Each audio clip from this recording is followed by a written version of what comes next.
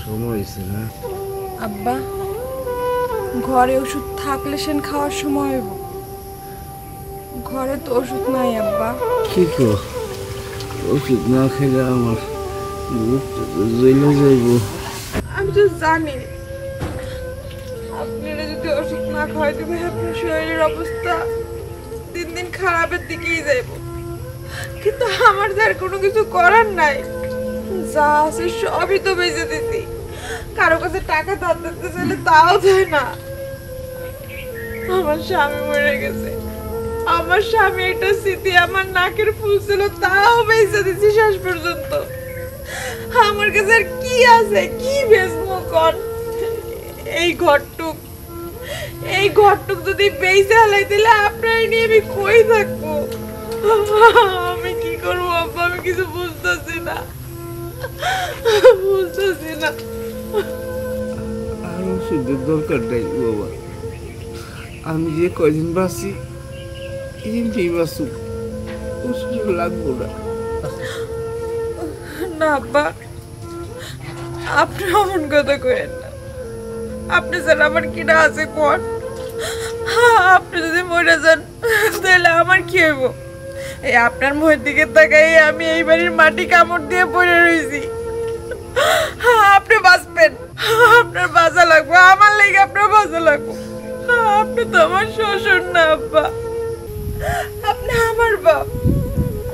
আর একটা সন্তান বাপের লেগা, বাপরে বাজারের লেগে যা যা করতে পারে তার থেকে আমি বেশি করবো আব্বা। আপনি চিন্তা করেন না, আপনার ওষুধের ব্যবস্থা আমি যেমনি হোক করে নিব, যেমনি হোক করে নিব।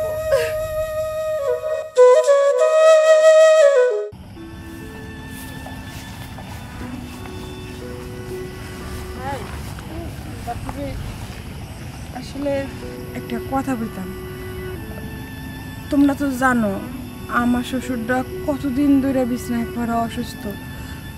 ভাই আমি আর পারতাছি না, আমার সব বেচা শেষ, হাতে একটা টাকা নাই, শ্বশুরে ওষুধ খাওয়াইতে পারতাছি না, ওষুধ নাই।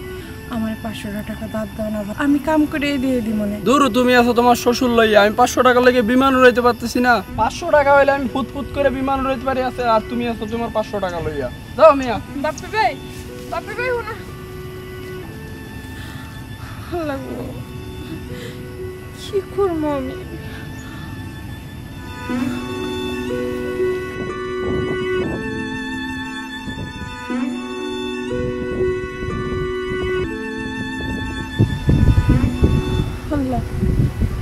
আমি আর কই যাবো, যাই রিনা ভাবির কাছে যাই, একটা ব্যবস্থা হইব।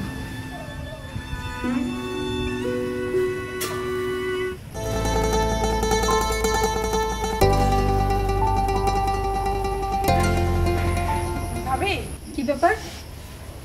ভাবি আপনারা তো সবাই জানেন আমার শ্বশুরটাও মেলা দিন ধরে বিছনায় পড়া।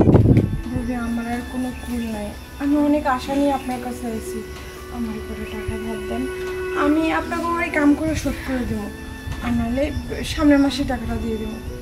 ও আচ্ছা, তুমি তাহলে সেই ব্যক্তি যে কিনা খালি বাড়িতে শ্বশুরের সঙ্গে ফষ্টি নষ্টি করে।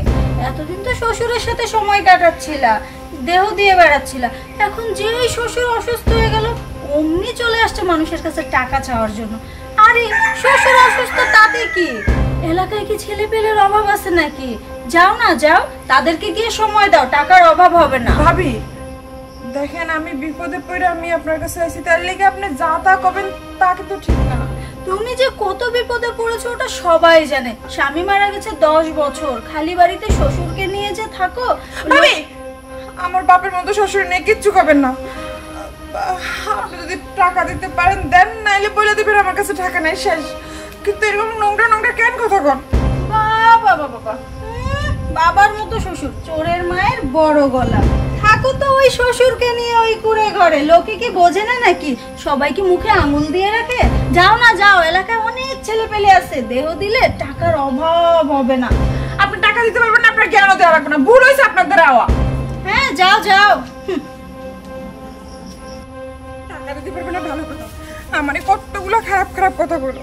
আমার বাপের মতো শ্বশুর, তার লাগে নাকি আমার খারাপ সম্পর্ক। আবার কি কয়, এলাকার পোলাপানের লগে সময় কাটালে নাকি টাকা দিব।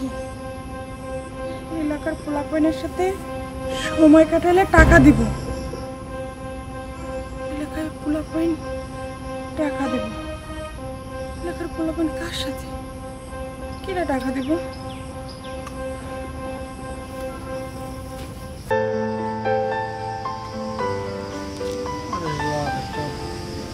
বড় দান দিব।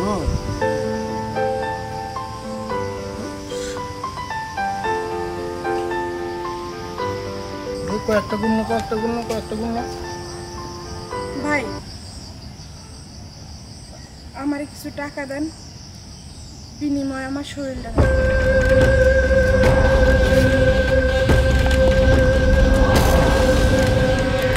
মানে বুঝলাম না। কইছি আমারে কিছু টাকা দেন, বিনিময়ে আমার শরীরটা নেন না।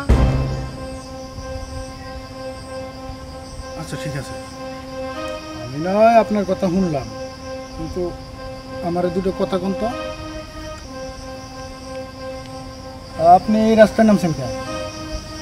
আমার টাকা লাগবে। আমি শুনছি এইদিকে আইলে নাকি শরীরের বিনিময়ে টাকা পাওয়া যায়, তাই আমার শরীরটা আপনি বুক করে আমার অল্প কিছু টাকা দেন, আমার অনেক উপকার হইব ভাই। আচ্ছা ঠিক আছে, সবই বুঝলাম, কিন্তু আমি যে প্রশ্ন করছি সেই প্রশ্নের উত্তর দেন। মানে আপনি এই রাস্তায় নামছেন কেন? আমি তো শুনছিলাম আপনি নাকি ওই হান্নান মোল্লার বউ, ও তো মারা গেছে আজকে প্রায় 10 বছরের মতো, কিন্তু হঠাৎ করে এমন কি হইলো যে আপনি শরীর ব্যস্ত আছেন এই জঙ্গলের পতিতালয়ে? আমার ভাগ্যে আমার এই জঙ্গলের পতিতালয় নিয়ে আইছে ভাই, আমার আর করার কিছু নাই। আপনি তো জানেন হান্নানের বাপ আমার শ্বশুর। সে তো আমার শ্বশুর না ভাই, সে তো আমার বাপের মতো। আমার স্বামী তো আমার লেগে ওর বাপরেই থুয়ে গেছে, তারে আমি দেখবো না কেটা দেখবো কোন ভাই? আমার শ্বশুরের ওষুধ নাই, তার অবস্থা খুব খারাপ ভাই। আমার এইটা ছাড়া আর কোনো উপায় নাই। আমার শরীরটা নিয়ে আমার কিছু টাকা দেন না ভাই, দেন না। আমি বুঝতেছি না, হান্নানের সাথে আমার এমন একটা সম্পর্ক আছিল, আমি কি হন আপনারে আফা কমো নাকি ভাবি কমো আমি এটাই বুঝতেছি না। তবে যাই হোক, আপনি যেই উদ্দেশ্যে এই জায়গায় আইছেন এই কাজটা করা ঠিক হইব না। দেখেন, আমি এই সমস্ত গাঞ্জা খাই, এটা করি ওটা করি, এইটার জন্য আমি এই সমাজে বসবাস করতে পারি না। মানে সমাজের মানুষ আমার এমন চোখে দেখে যে আমি সবসময় আইসা জঙ্গলের চিপাই চাপাই করে থাকি। কিন্তু আপনি যে এই কাজ করতে আইছেন, এটা যদি সমাজের মানুষ জানে বা গ্রামের লোকজন জানে, তাইলে আপনার শ্বশুরে নিয়ে কি বা আপনার বাপের নিয়ে কি ওই বাড়িতে থাকতে পারবেন? জানুক, এই সমাজ দিয়ে আমি কি করব? এই সমাজের মানুষগুলো কথা আমার শোনার সময় আর নাই। এই সমাজের কথা কইতেছেন, এই সমাজের মানুষের কথা কইতেছেন। এই সমাজের মানুষ কি আর মানুষ আছে ভাই? দুয়ারে দুয়ারে ঘুরছি, সবার কাছে ভিক্ষা চাইছি, কাজ চাইছি, কেউ দেয় না ভাই। আপনি আমার দেন না ভাই কয়টা টাকা, আপনি আমার শেষ ভরসা। আমি তো এমনি চাইতেছি না ভাই, আমার শরীরটা আপনি নেন না ভাই, নেন আমার শরীরটা নিয়ে আপনি আমার টাকা দেন ভাই। চলেন ওই বাগানে চলেন ভাই, চলেন। থামেন, বুঝতে পারছি আপনি এই আপনার শ্বশুরের লিগা না, আপনার বাপের লিগা, বাপের সুস্থ করার লিগা পাগল হয়ে গেছেন, আপনি একবার উন্মাদ হয়ে গেছেন। আপনি কি কইতেছেন কিছুই বুঝতেছেন না। আমি তো কইলাম হান্নানের সাথে আমার খুব ভালো একটা সম্পর্ক আছে, ও আমারে খুব ভালোবাসতো, আমি ওরে খুব ভালোবাসতাম। আর এখন আপনি সেই হান্নানের গোয়ার পরেও সেটা আমি জানার পরে কেমনে করে আপনাদের জঙ্গলে নিয়ে আপনার শরীর ভোগ করবো? আমি আপনার কথা কই ভাবি, আসলে আমি গাঞ্জা খাই ঠিক আছে, কিন্তু আমার একটা মন আছে, আমার একটা বিবেক আছে। আমি তো কি এইটাও তো মনে শুনছেন, আমার বাড়ি ঘর সয় সম্পত্তি যা ছিল সব কিছু আমি বিক্রি করে ফেলেছি।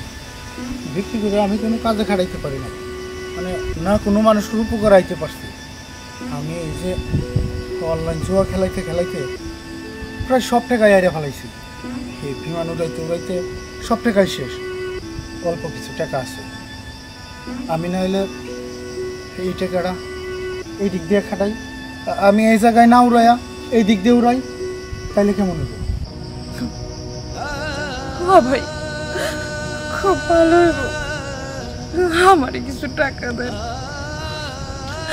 বিনিময়ে আমার শরীরটা ভোগ করেন। চুপ করেন! এতক্ষণ ধরে আপনারা বুঝাই কইতেছি, আপনারা বুঝতেছেন না। আরে আমি যদি দেহ করে হইতাম, আপনি যখন আমার কইছেন তখনই আপনারা একটা জঙ্গলের চিপাই যেতাম গা, আপনারা এত কিছু বুঝাই কইতাম না। আমি আপনারা বারবার কইতেছি, হান্নান আমার বন্ধু আছিল না, হান্নান আমার ভাই ছিল, আর হান্নানের বাপ মানে আমার বাপ, আর নাকি আপনারও বাপ। আমি তো আপনার কইলামই, আমি না হইলে সব টাকা হইলো যে এই বিমান চালাইয়া বিমান উড়াইয়া দিছি। এখন আমার কিছু টাকা আছে, এই কয় টাকা না কয় আপনার শ্বশুরের পিছিয়ে উড়াইলাম, তার লিগে আমি আপনার এত বুঝাই কইতেছি, কিন্তু আপনি বুঝতেছেন না। আপনি কি আমার দেহকুর মনে করেন? হ্যাঁ, দেহকুর মনে করেন? ভাবি, আপনার কাছে আমার একটা অনুরোধ, এই এলাকার মানুষ আমার যেরকম খারাপ চোখে দেখে, আমার যেরকম খারাপ মনে করে, অন্তত আপনি মনে করেন না। হ্যাঁ, আমি স্বীকার করি আমি নাহলে একটু গাঁজা খাই, কিন্তু বিশ্বাস করেন আমার ভিতরটা তো খারাপ না, আমি আরো বেশি কষ্টে এগুলো করি। আমি আর এগুলো করবো না।